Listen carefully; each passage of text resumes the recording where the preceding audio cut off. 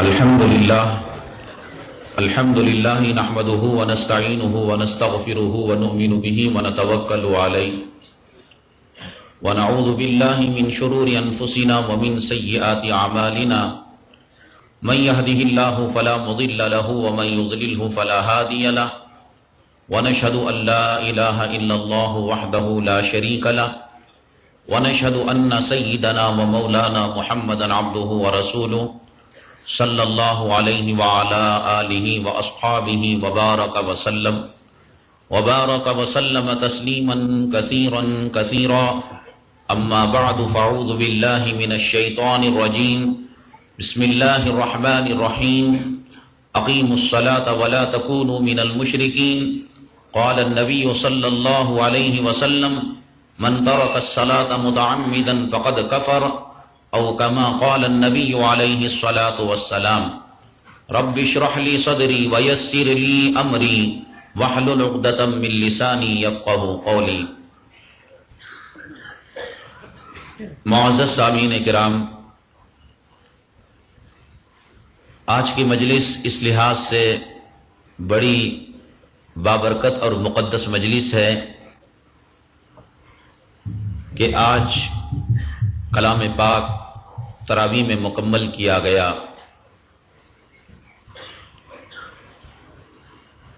آپ یہ نہ سمجھیں کہ یہ مسرت اور یہ خوشی صرف حافظ قرآن کے لیے ہے جس نے کلام پاک کو تراویح میں پڑھا۔ اللہ تبارک تعالیٰ اس ثواب میں برابر رکھتے ہیں ان لوگوں کو جنہوں نے کلام پاک کو محبت سے اور شغف سے سنا۔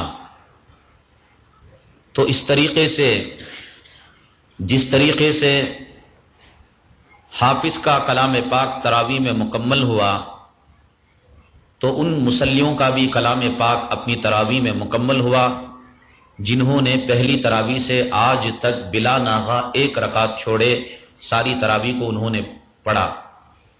خوش نصیب ہیں اور مبارکبادی کے یہ حضرات مستحق ہیں۔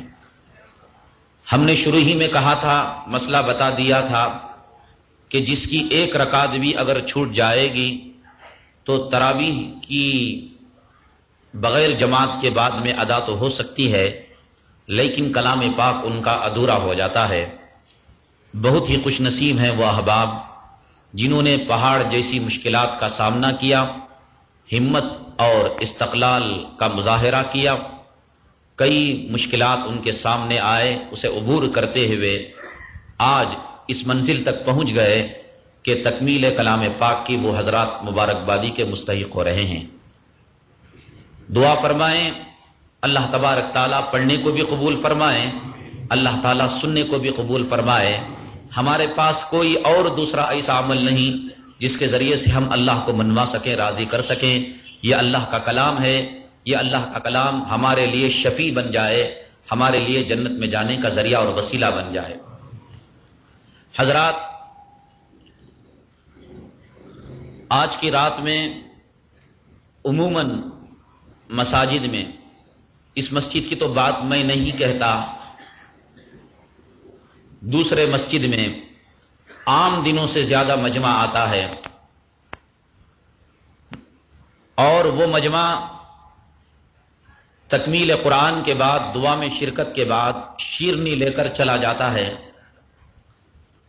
پھر اس کے بعد یا تو عید برات میں نظر آتا ہے یا کسی جنازے کے ساتھ نظر آتا ہے۔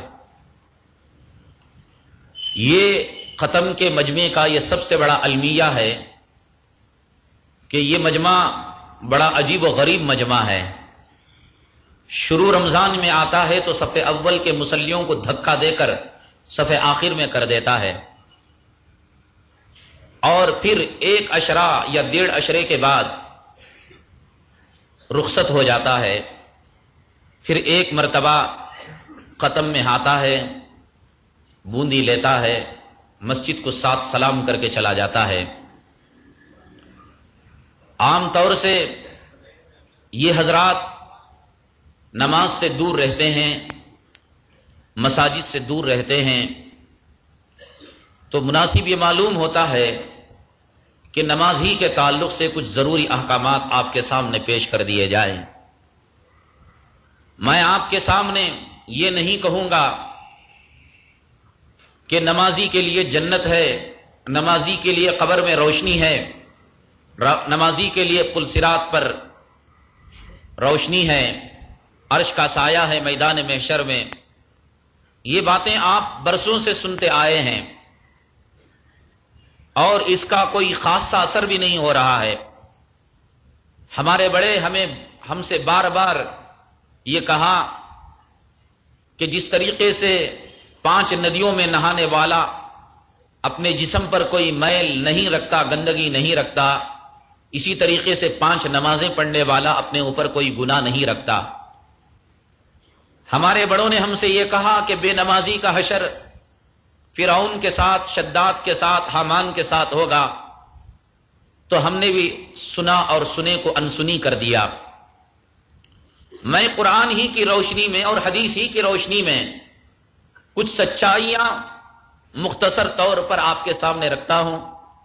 یہ رات بڑی قیمتی رات ہے، میں اپنی بیجا باتوں سے آپ کا قیمتی وقت ضائع نہیں کرنا چاہتا۔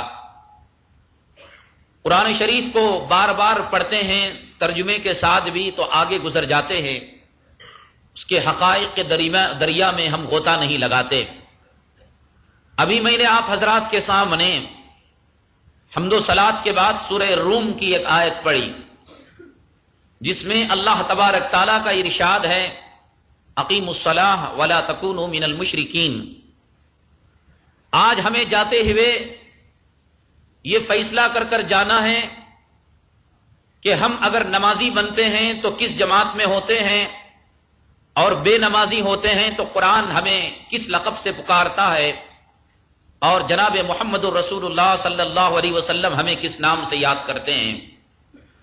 اب تک ہماری لڑائیاں سنی اور وہابی، تبلیغی اور جماعت اسلامی کی تھی، لیکن نمازی اور بے نمازی کی لڑائی کچھ عجیب ہی لڑائی ہے۔ فاتحہ دلانے نہ دلانے سے ہمارے ایمان میں کوئی فرق نہیں پڑ رہا ہے، تبلیغ سے وابستہ ہونے نہ ہونے سے ہمیں جنت اور جہنم کی سند اس پر موقوف نہیں ہے، دیوبندی اور بریلوی مکتب فکر سے وابستہ ہونے سے ہمارے لیے جہنم سے خلاصی کا پروانہ ملنا نہ ملنا اس پر موقوف نہیں ہے۔ ہماری زندگی اور موت کا سب سے جو اہم مسئلہ ہے وہ مسئلہ نماز کا مسئلہ ہے، اور بدقسمتی یہ ہے کہ سب سے زیادہ سستی آج ہم برت رہے ہیں تو نماز ہی کے تعلق سے برت رہے ہیں۔ چونکہ یہ مجمع عجیب عجیب قسم کے لوگ ہوا کرتے ہیں، کچھ لوگ رمضانی ہوا کرتے ہیں، کچھ لوگ جمعہ کے مسلمان ہوا کرتے ہیں، کچھ لوگ عیدین اور برات کے مسلمان ہوا کرتے ہیں، لیکن ختم کا جو مجمع رہتا ہے وہ عجیب ہی قسم کا مجمع، یعنی جو عیدوں براتوں میں بھی جو نہ جاتا ہو وہ ختم میں ضرور آ جاتا ہے کہ انگلی کٹا کر شہیدوں میں ہم اپنا نام لکھا لیں، اس ارادے سے آتا ہے۔ تو اس وجہ سے آج ان باتوں کی کھلی حقیقتیں اور وضاحتیں ہمارے سامنے آ جائے۔ یہ جو آیت ہے اقیموا الصلاۃ ولا تکونوا من المشرکین، قرآن شریف کی سورہ روم کی آیت ہے، اور آپ کو معلوم ہونا چاہیے قرآن شریف نہ کسی مکتب فکر کا ہے، نہ کسی جماعت سے وابستہ ہے۔ قرآن شریف خلقت کی ہدایت کے لیے عمومی طور پر نازل کیا گیا ہے، اور خصوصی طور پر یہ مسلمانوں کی ہدایت کی کتاب ہے۔ اگر فتاوی دارالعلوم میں مسئلہ ہوتا تو سنی احباب یہ کہتے کہ ہمیں دارالعلوم کے مسلک سے اختلاف ہے، فتاوی رضویہ میں یہ مسئلہ ہوتا تو دیوبندی تبلیغی احباب یہ کہتے ہم بریلوی مکتب فکر کو تسلیم نہیں کرتے۔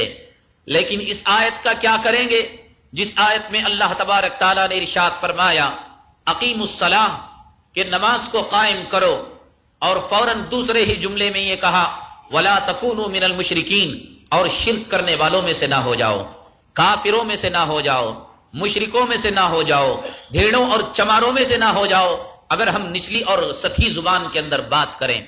میں نے آپ کو پہلے ہی عرض کیا تھا کہ کلام پاک کا ہر دوسرا جملہ پہلے جملے کی حجت اور پہلے جملے کی دلیل ہوا کرتا ہے، تو اسی طریقے سے کلام پاک کی یہ آیت مبارکہ مسلمانوں کو متنبع کر رہی ہے کہ نماز کا مسئلہ ایمان اور کفر کا مسئلہ ہے، یہ کسی مکتب فکر اور کسی خاص جماعت کا مسئلہ نہیں ہے کہ نماز کو قائم کرنے والا مومن ہے اور نماز کو چھوڑنے والا کافر ہے اور نماز کو چھوڑنے والا مشرک ہے۔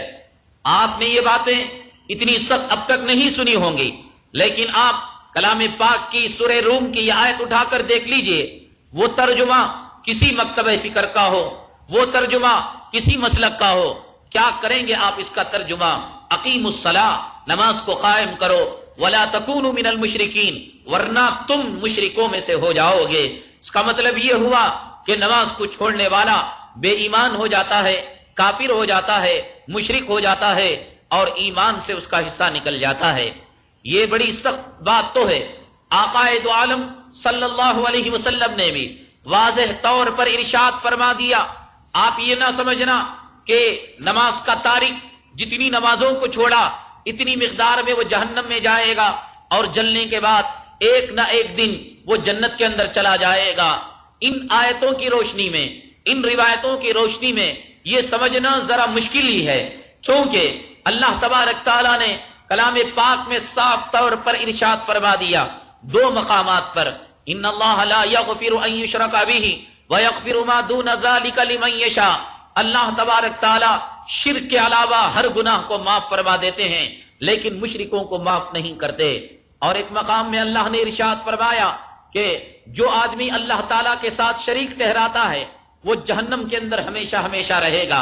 اللہ تبارک تعالیٰ نے اس آیت میں نماز قائم کرنے کا حکم دینے کے ساتھ یہ نہیں کہا وَلَا تَكُونُوا مِنَ الْكَافِرِينَ کہ تم نماز قائم کرو اور کافروں میں سے نہ ہو جاؤ، کیونکہ اس میں اس بات کا امکان ہے کہ اللہ اگر چاہے تو کافر کو معاف کر سکتے ہیں، لیکن اللہ تبارک تعالیٰ نے خود یہ کہا کہ مشرکوں میں سے نہ ہو جاؤ، کیونکہ مشرک وہ ہے کہ جس کی بخشش خود اللہ تبارک تعالیٰ نہیں چاہتے۔ اس کا صاف مطلب یہ ہوا کہ جو آدمی، جو مسلمان جان بوجھ کر نماز چھوڑتا ہے مشرکوں کی صف میں وہ شامل ہو جاتا ہے اور مشرک ہمیشہ ہمیشہ کے لیے جہنم میں جلتا ہے۔ جناب محمد الرسول اللہ صلی اللہ علیہ وسلم نے ارشاد فرمایا من ترک الصلاۃ متعمدا فقد کفر کہ جو مسلمان جان بوجھ کر نماز چھوڑتا ہے فقد کفر وہ کافر ہو جاتا ہے۔ اس کا سیدھا سادہ ترجمہ تو یہی ہے کہ وہ کفر کے حلقے میں داخل ہو جاتا ہے اور وہ کافر ہو جاتا ہے۔ علماء کرام ترمیم کرتے ہوئے اور لحاظ کرتے ہوئے کوئی اور ترجمہ کرتے ہوں کہ وہ کفریہ کاموں میں سے ایک کام کرتا ہے، انہیں کرنے دیں، لیکن علامہ انور شاہ کشمیری رحمت اللہ علیہ بیان فرماتے ہیں کہ فقط کفارہ کا مطلب یہ کہ تحقیق وہ کفر کر چکا۔ ایک تو ہوتا ہے ماضی اور ایک ہوتا ہے حال اور ایک ہوتا ہے مستقبل، ایک ہوتا ہے گزرا ہوا زمانہ، ایک ہوتا ہے موجودہ زمانہ اور ایک ہوتا ہے اگلا زمانہ۔ اللہ تبارک تعالیٰ نے رسول کریم صلی اللہ علیہ وسلم نے اس روایت شریفہ میں فقط کفرہ کے الفاظ استعمال فرمائے کہ بے نمازی کافر ہو چکا ہے، اب اس میں کوئی شک اور شبے کی گنجائش باقی نہیں رہی۔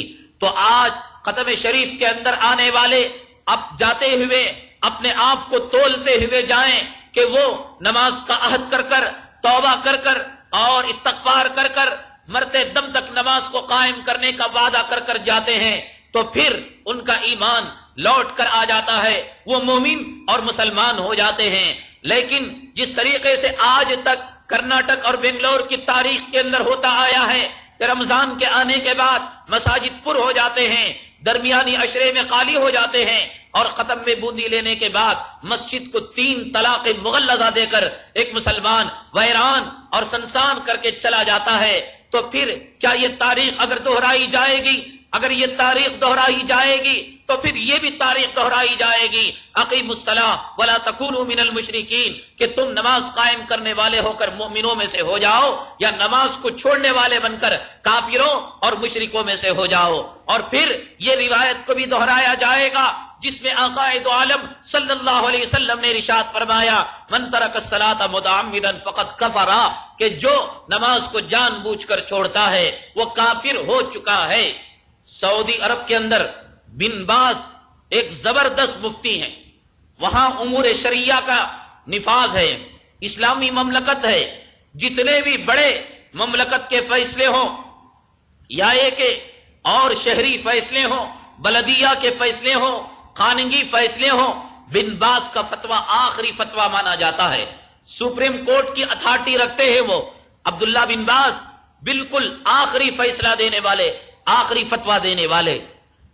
انٹرنیٹ کے اندر بھی ان کے فتوے نشر کیے جاتے ہیں، کوڈ نمبر ڈال کر آپ اس فتوے کو دیکھ سکتے ہیں کہ ایک مرتبہ ایک صاحب نے یہ مسئلہ پوچھا تھا کہ میاں بیوی نکاح کرنے کے بعد ان دونوں میں سے کوئی ایک بے نمازی ہو جائے۔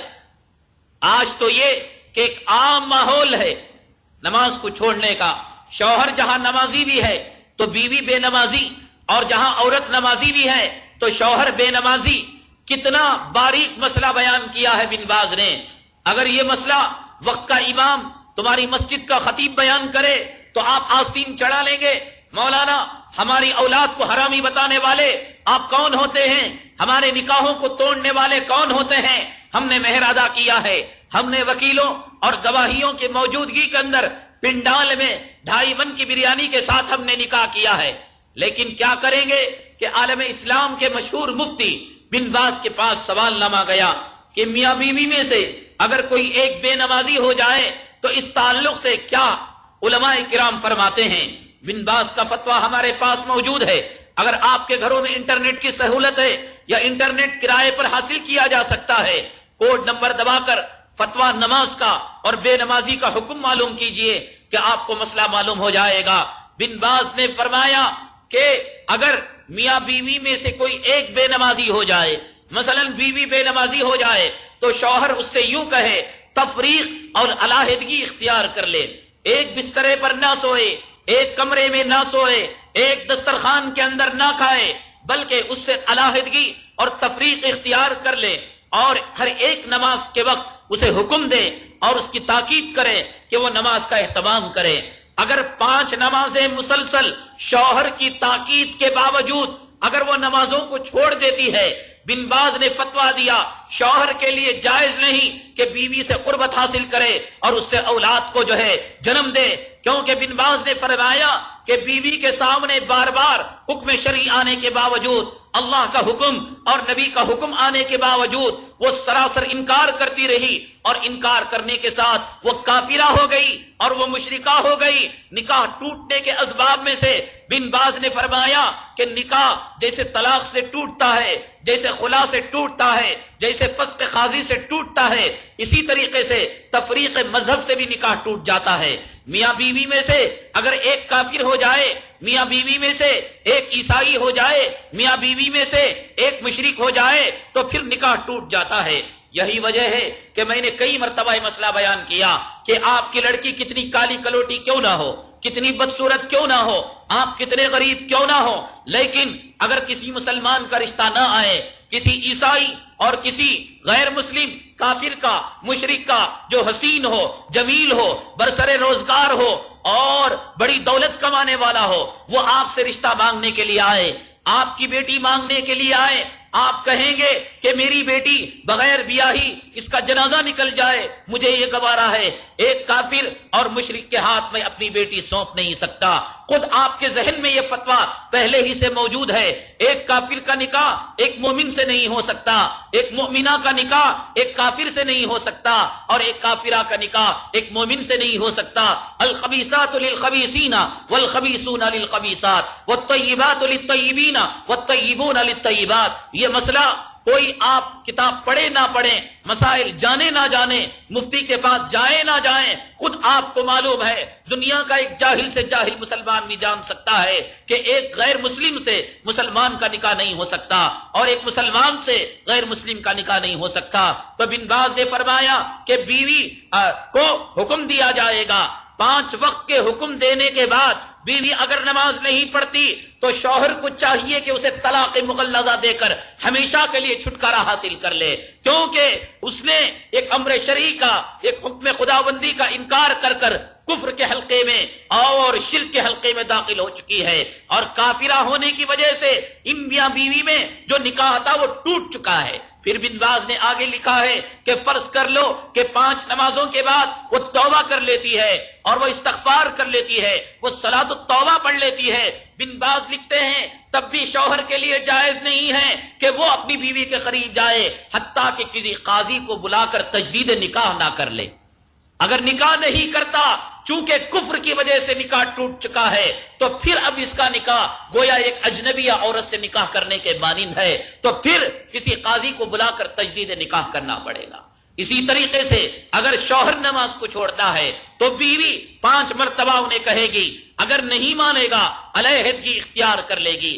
شوہر بھی بے نمازی ہے، عورت بھی بے نمازی ہے، تو یہاں مسئلہ صاف ہے کہ وَلَا تَكُونُوا مِنَ الْمُشْرِكِينَ میں سے یہ مشرکین میں سے ہو جائیں گے تو دونوں کا نکاح ٹوٹ جائے گا۔ پھر اس کے بعد سمن حرام، ملاقات حرام۔ پھر بن باز کے فتوے کے نتیجے میں میں جرأت کے ساتھ یہ کہہ رہا ہوں کہ پیدا ہونے والی اولاد بھی حرامی ہوگی۔ نکاح کے ٹوٹ جانے کے بعد، طلاق کے ہو جانے کے بعد، تفریق کے ہو جانے کے بعد پھر جو ہے اولاد کے حلالی ہونے کا کوئی سوال ہی پیدا نہیں ہوتا۔ یہ شوہر اپنی بیوی سے کب کہے گا؟ جس وقت یہ خوددار رہا ہو، جس وقت اس کے اندر ایمان کی طاقت رہی ہو، اور جس وقت اس کے اندر نماز کی محبت رہی ہو۔ لیکن یہ شادی کے وقت اگر بھیک مانگ چکا ہو، جوڑے کی رقم لے چکا ہو، نذرانہ لے چکا ہو اور حرام روپیہ لے چکا ہو، تو پھر کس منہ سے اپنی بیوی کو کہے گا؟ وہ تو اس کا غلام بن کر جیے گا، وہ تو اس کا تابعدار ہو کر جیے گا۔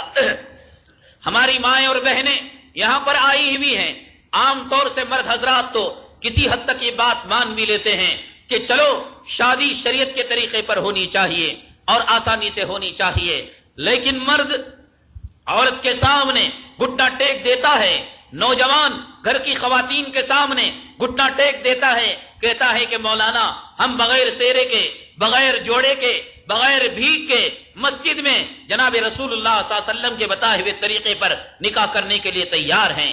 لیکن ہماری ماں کہتی ہے ہمارا اکلوتا بیٹا ہے، ہمارے بھی کچھ ارمان ہیں، ہماری بھی کچھ آرزویں ہیں۔ ہماری ماں اور بہنیں آئی ہوئی ہیں کہ رسول اللہ صلی اللہ علیہ وسلم نے حضرت زینب کا نکاح کیا، رقیہ کا نکاح کیا، فاطمہ کا نکاح کیا۔ کیا حضرت رسول اللہ صلی اللہ علیہ وسلم اپنے بیٹیوں سے دشمنی کرنے والے تھے، اپنے بیٹیوں سے بغض کرنے والے تھے؟ آقا سے بڑھ کر کون ہے جو سچا باپ بن کر نمونے کے طور پر آیا ہو؟ آقا سے بڑھ کر کون ہے دنیا میں جو بیٹیوں سے سچی محبت کرنے والا ہو، اولاد کا حق ادا کرنے والا ہو؟ تو گویا یہ خواتین رسول اللہ صلی اللہ علیہ وسلم کو دبے جملے میں گالیاں دے رہی ہیں کہ اے محمد صلی اللہ علیہ وسلم، تمہیں فاطمہ کا نکاح کرنے نہیں آیا، تمہیں رقیہ کا نکاح کرنے نہیں آیا، تمہیں زینب کا نکاح کرنے نہیں آیا، تمہیں بھیک دینی چاہیے تھی، جوڑے کی رقم دینی چاہیے تھی۔ میری ماں اور بہنوں کو معلوم ہونا چاہیے کہ جوڑے کی رقم لینا اور جوڑے کی رقم دینا حرام ہے۔ جہاں آپ اپنے لڑکے کے لیے 1 مرتبہ جوڑے کی رقم لیتے ہیں، جہیز مانگ کر لیتے ہیں، ہمیشہ کے لیے آپ کا جیتا جاگتا طاقتور بہادر نوجوان عورت کا غلام ہو جاتا ہے، اس کا تابعدار ہو جاتا ہے۔ جو غلام ہو جائے، جو تابعدار ہو جائے، وہ حکم کیسا چلائے، وہ نماز کا حکم کیسا دے، وہ قرآن پڑھنے کا حکم کیسا دے، وہ قرآن کی آیت وَأْمُرْ أَهْلَكَ بِالصَّلَاةِ کہ اے محمد صلی اللہ علیہ وسلم آپ اپنے گھر والوں کو، اے قرآن کے پڑھنے والے اپنے گھر والوں کو نماز کا حکم دے، اس کا یہ حکم کیسے دے گا؟ تو اس وجہ سے نوجوانوں، عورت پر حکم چلانے کے لیے، عورت کو راہ راست پر لانے کے لیے، دین کے راستے پر لانے کے لیے بنیادی خرابی آج نوجوانوں میں یہی پائی جاتی ہے کہ جوڑی کی رقم لے کر اس کے عمر بھر کے غلام ہو جاتے ہیں۔ شادی کے بعد جس کے تعلق سے قرآن یہ کہتا ہے لِتَسْكُنُوا إِلَيْهَا وَجَعَلَ بَيْنَكُمْ مَوَدَّةً وَرَحْمَةً کہ سکون مل جائے، مودت مل جائے، رحمت مل جائے۔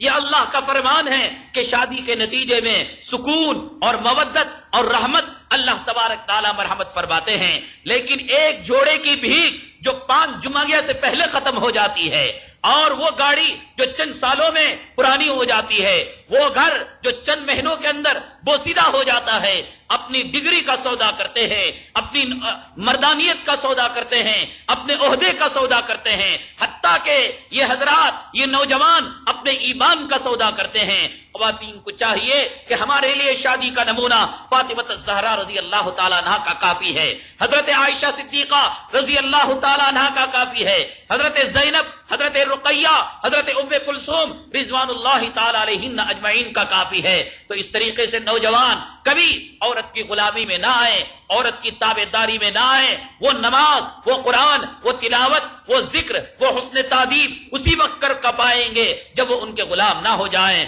اور ان کے غلام اس وقت نہیں ہوں گے جب وہ شادی کو سنت کے طریقے پر کریں گے۔ تو بہرحال بن باز نے صاف طور سے یہ فرما دیا کہ میاں بیوی میں اگر ایک کافر ہو جائے تو ان کا نکاح فسخ ہو جاتا ہے، اور 5 نمازوں کے بعد انہیں تجدید نکاح کرنے کی ضرورت پڑتی ہے۔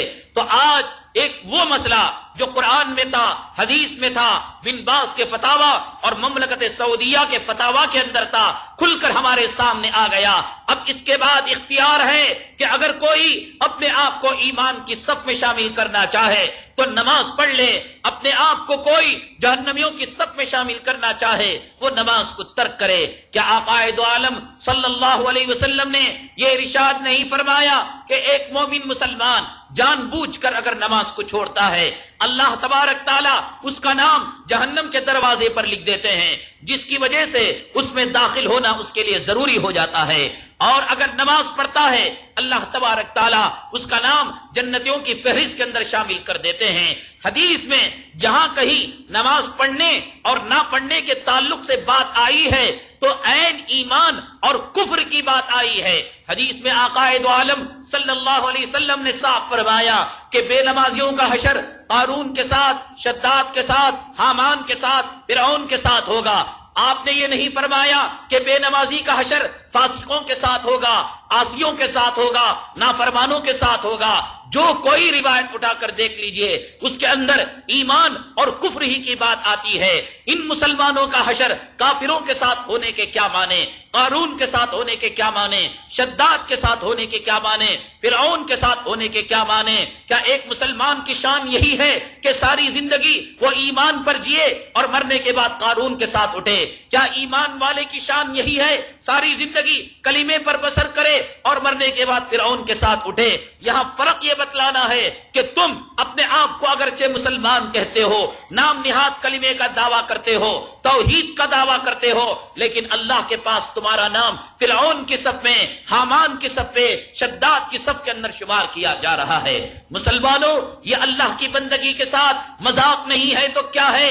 یہ اللہ تبارک تعالیٰ کی کبریائی کے ساتھ مذاق نہیں ہے تو کیا ہے کہ رمضان کا مہینہ آتا ہے اور اس میں مومن اپنے آپ کو ایمان والا جتاتا ہے، اپنے آپ کو نمازی بتلاتا ہے، اپنے آپ کو مسلمان بتلاتا ہے، اپنے آپ کو روزے دار بتلاتا ہے، اور پھر اس کے بعد جب 11 مہینے گزر آتے ہیں، رمضان کا مہینہ گزر جاتا ہے تو پھر اگلے مہینوں کے اندر وہ کفریہ کام کرتا ہے۔ 11 مہینے کفریہ کام کرے، 11 مہینے فاسقوں کا کام کرے، 11 مہینے شیطانوں کا کام کرے، 11 مہینے غداروں کا کام کرے، اور 1 مہینہ ایمان والوں کا کام کرے۔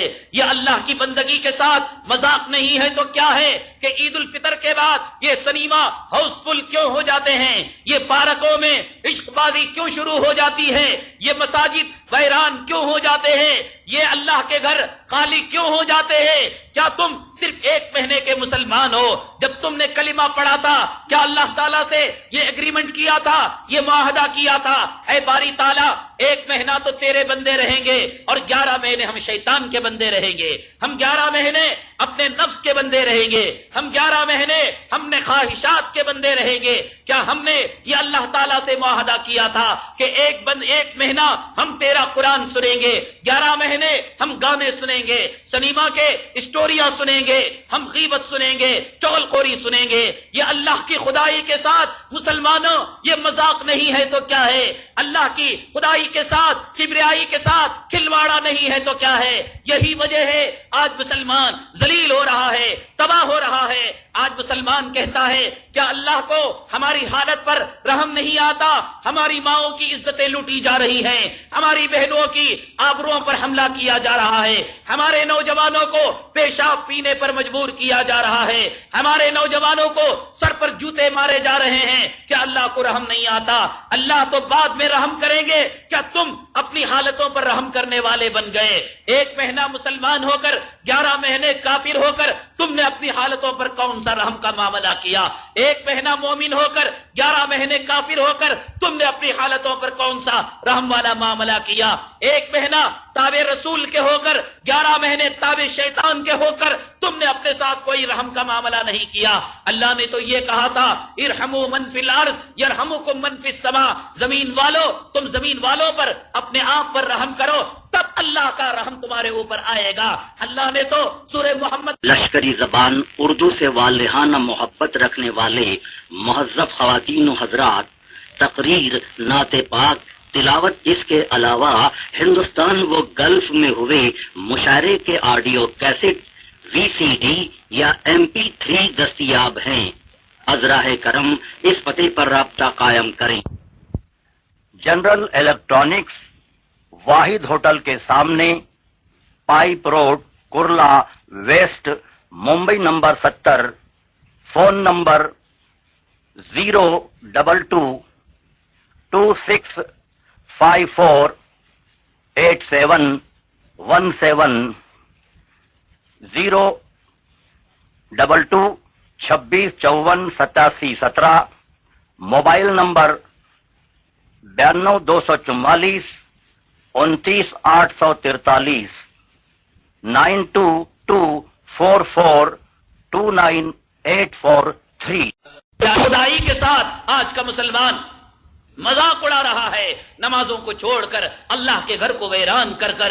حضرات، جس طریقے سے حدیث پاک کے اندر آتا ہے، نبی کریم صلی اللہ علیہ وسلم نے ارشاد فرمایا کہ قیامت کے دن اللہ تعالیٰ زمین کو زبان دے دیں گے۔ آج ہی پڑھا گیا یومئذ تحدث اخبارها بان ربک اوحی لها، کہ زمین کو اللہ تبارک تعالیٰ زبان دے دیں گے اور زمین اپنا بیان دے گی۔ یہ مسجد ان پر سجدہ کرنے والوں اور رکوع کرنے والوں اور آباد کرنے والوں کو مسجد دعائیں دیتی ہے۔ اے اللہ، یہ آ کر سجدے کر رہا تھا، یہ آ کر نماز پڑھ رہا تھا۔ تو جس طریقے سے مسجد نمازی کے حق میں دعائیں دیتی ہے، اسی طریقے سے مسجد بے نمازی کے حق میں بد دعا دیتی ہے۔ اے نماز کے چھوڑنے والوں، ایک طرف تو تم نبی کی بد دعا کے مستحق ہو رہے ہو اور دوسری طرف مسجد تمہیں بد دعا دے رہی ہے۔ اللہ کا گھر، اللہ مسجد بد دعا دے تو پھر کوئی مسلمان پنپ نہیں سکتا۔ عزت کی، آبرو کی، عفت کی، امان کی، صحت کی، عافیت کی زندگی نہیں گزار سکتا۔ مسجد کو طلاق دینے والوں، مسجد کو ویران کرنے والوں، اللہ تبارک تعالیٰ تمہارے گھروں کو ویران کر دے گا، اللہ تعالیٰ تمہارے گھروں کو اجاڑ دے گا۔ اگر تمہیں پسند ہے کہ آپ کے گھروں میں بربادی آئے، ویرانی آئے، ضرور اللہ کے گھر کو ویران کرو۔ نہیں، اس مختصر سی زندگی کو آبادی کے ساتھ، عفت کے ساتھ، امان کے ساتھ، صحت کے ساتھ، سلامتی کے ساتھ گزارنا چاہتے ہو تو صرف اور صرف ایک علاج ہے کہ ہم اللہ کے گھر کو آباد کریں اور نماز کو قائم کریں، ورنہ حضرات تباہی، بربادی ہمارا مقدر طے ہو چکی ہے۔ دنیا کی کوئی طاقت ہماری تباہی اور بربادی کو نہیں مٹا سکتی۔ اس وجہ سے قسم کھا لیں کہ آئندہ ہم نماز کبھی نہیں قضا کریں گے اور نماز کو نہیں چھوڑیں گے۔ اور ایک بات یاد رکھیں، جن لوگوں سے نمازیں چھوٹ چکی ہیں اور قضا ہو چکی ہیں، وہ یہ نہ سوچے ہم نانا بن گئے، ہم دادا بن گئے، ہمارے بال سفید ہو گئے، اب ہمارے سامنے کافر اور ایمان والی بات آ رہی ہے، اب ہمارے سامنے فرعون، دجال اور قارون اور شداد والی بات آ رہی ہے۔ جب 60 سال گزر گئے، جب 55 سال گزر گئے، کچھ اور سال اسی طریقے سے گزر کر چلے جائیں گے، اب سدھرنے سے کیا ہو سکتا ہے، لیکن مایوس ہونے کی کوئی بات نہیں۔ اللہ تبارک تعالیٰ نے کلام پاک میں ارشاد فرمایا، یا عبادی الذین اسرفوا لا تقنطوا من رحمت اللہ، اے وہ لوگوں جو ظلم میں گناہ میں آگے بڑھ چکے ہو، اللہ کی رحمت سے مایوس ہونے کی ضرورت نہیں۔ حدیث میں آقا دو عالم صلی اللہ علیہ وسلم نے ارشاد فرمایا، التائب من الذنب کمن لا ذنب لہ، کہ گناہ کے بعد اگر کوئی سچے دل سے توبہ کرتا ہے، اللہ تبارک تعالیٰ اس گناہ کے نام و نشان کو مٹا دیتے ہیں۔ تو آج کی رات بابرکت رات ہے، اللہ کے دربار میں سجدے میں جا کر روئیے، گڑ گڑائیے، اے باری تعالیٰ ہم کافر ہو چکے تھے قرآن کی زبان میں، ہم فاسق اور مشرک ہو چکے تھے حدیث کی زبان میں، ہم بن باز کے فتووں کی روشنی میں ہمارے نکاح ٹوٹ چکے تھے، ہم قسم کھاتے ہیں چھوٹی ہوئی نمازوں کی عمرۃ القضا پڑھیں گے اور مرتے دم تک ہم جیتے جاگتے کبھی نماز کو قضا نہیں کریں گے، جان بوجھ کر نہیں چھوڑیں گے۔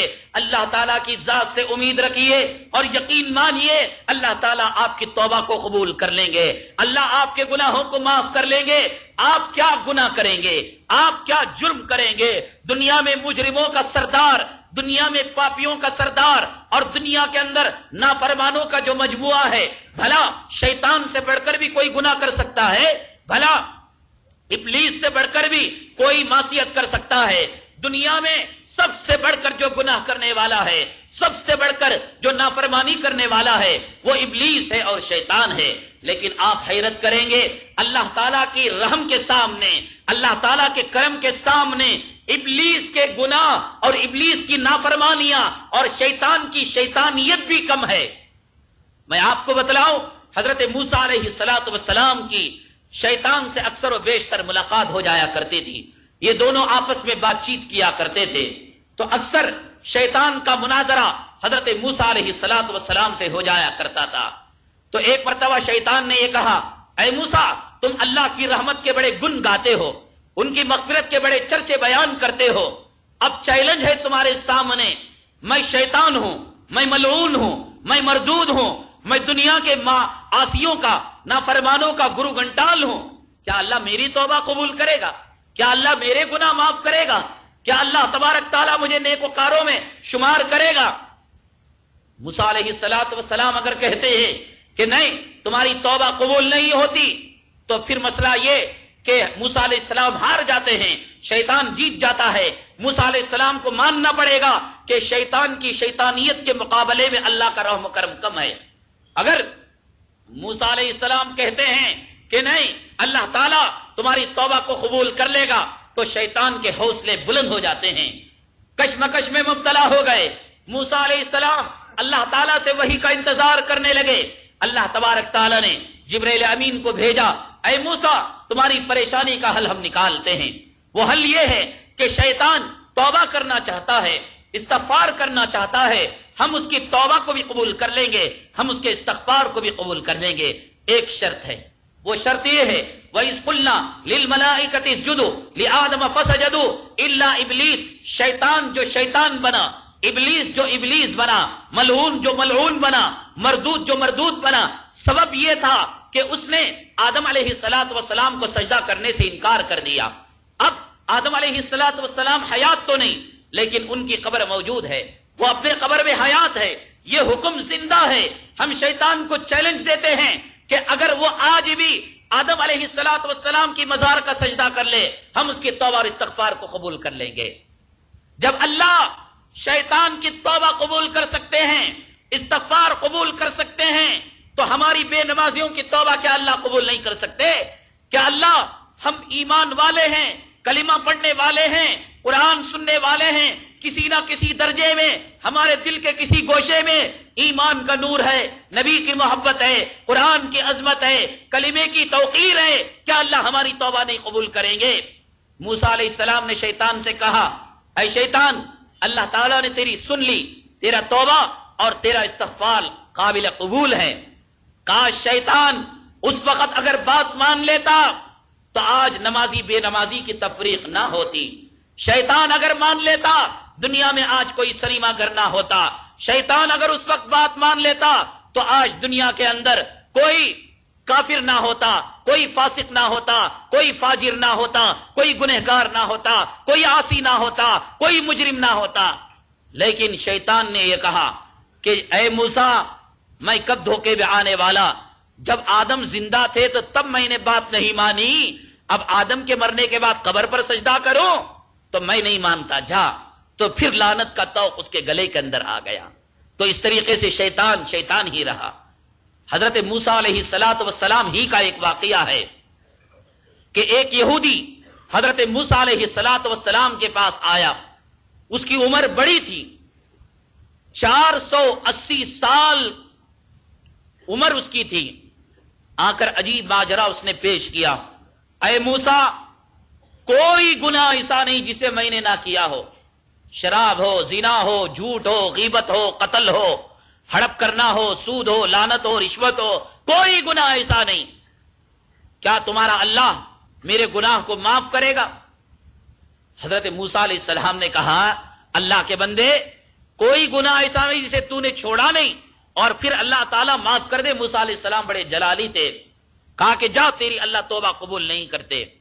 اتنے میں جبرائیل امین علیہ الصلوۃ والسلام اللہ تبارک تعالیٰ کی طرف سے پیغام لے کر آئے اور یوں عرض کیا، اے موسیٰ اس بندے سے کہو کہ ایک مرتبہ صدق دل سے یوں کہے، لا الہ الا اللہ موسیٰ کلیم اللہ۔ اس میں 24 نمبر ہیں، ایک ایک نمبر کے عوض میں 40 سال کے گناہ ہم معاف فرما دیں گے۔ اس طریقے سے ساری زندگی کے گناہوں سے وہ معاف ہو جائے گا۔ اللہ تبارک تعالیٰ کے رحم کا یہ معاملہ ہے، اس کے کرم کا یہ معاملہ ہے۔ پھر بات چلی موسیٰ علیہ السلام کی، ایک اور بات کہہ دوں، قارون کو جب موسیٰ علیہ السلام نے کہا کہ زکوٰۃ نکال، تو قارون کے دل میں مال کی محبت تھی، وہ ہر بات میں موسیٰ علیہ السلام کی تابع داری کیا کرتا تھا، لیکن جب زکوٰۃ کی بات آئی تو کہا اوہو یہ ہمارے مالوں پر ڈاکہ ڈالنا چاہتے ہیں، ہم نے اسے بڑی محنتوں سے کمایا۔ اللہ تعالیٰ کا عذاب آیا۔ پھر اس کے بعد یہ ہوا، عذاب آنے سے پہلے ساؤنڈ جو ہے وہ کوئی کم کر دیا کیا؟ تو اس کا بڑھا دو، اندر کا بڑھا دو، اوپر کے ایمپلیفائر کا۔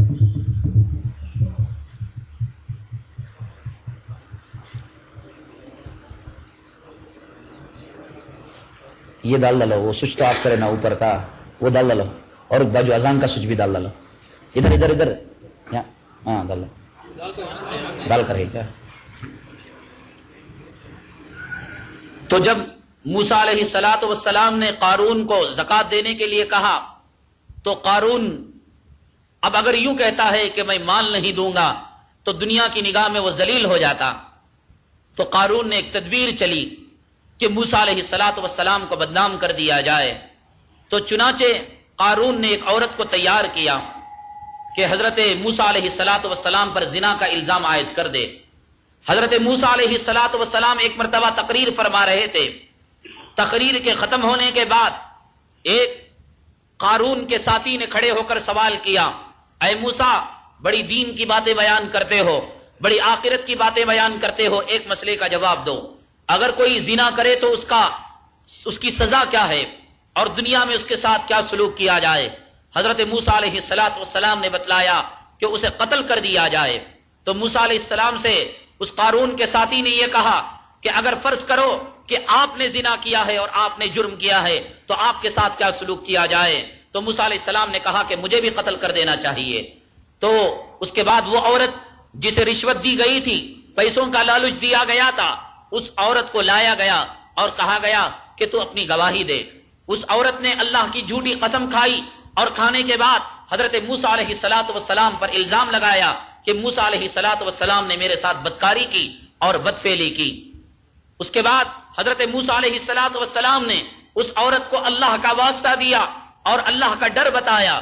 وہ عورت تھر تھر کانپنے لگی اور کہنے لگی کہ معاملہ تو یہ ہے کہ مجھے قارون نے رشوت دے کر جھوٹ بولنے پر، جھوٹی گواہی دینے پر مجبور کیا تھا، حق تو یہ ہے کہ آپ نے میری طرف نگاہ اٹھا کر بھی دیکھی نہیں۔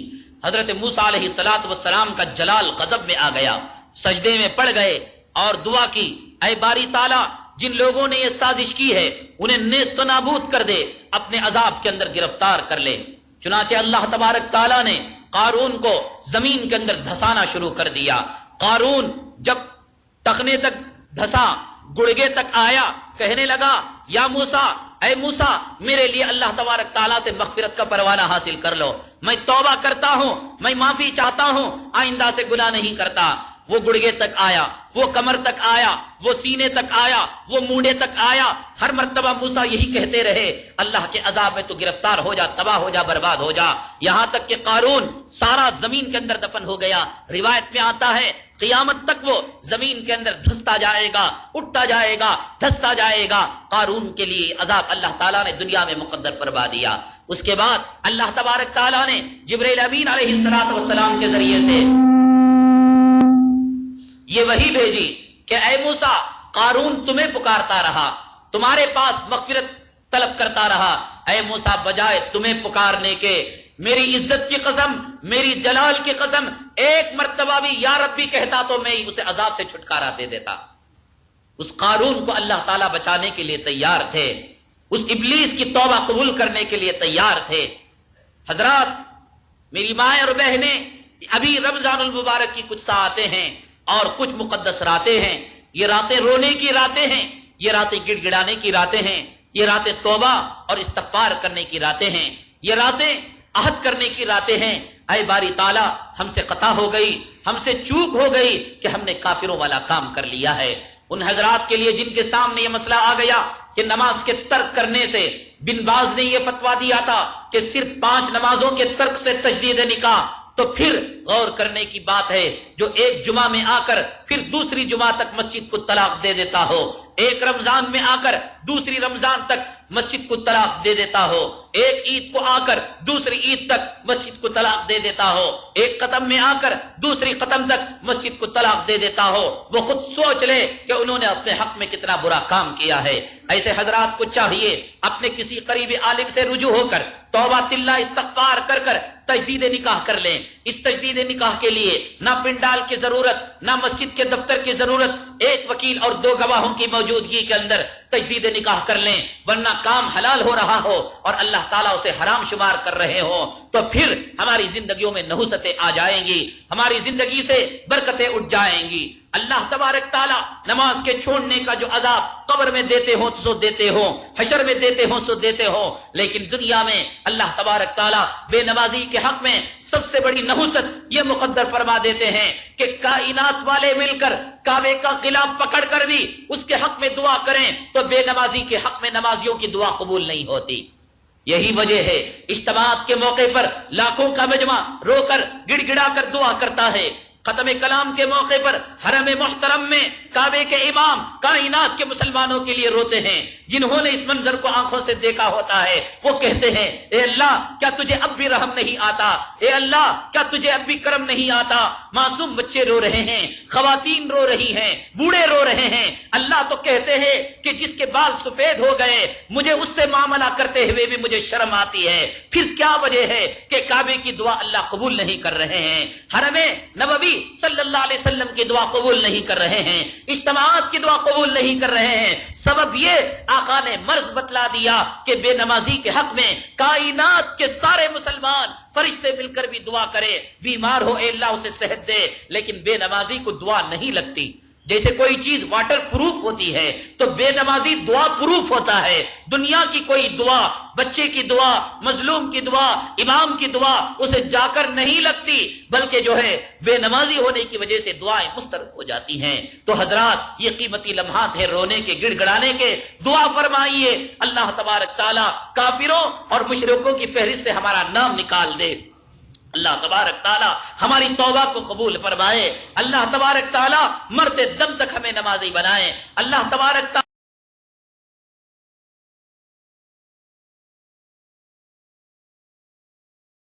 خواتین و حضرات، ایمان اور روح کی تازگی کے لیے ہمارے یہاں تشریف لائیے.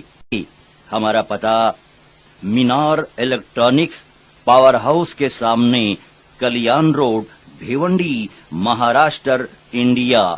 Mobile number 9823250416 9823250416.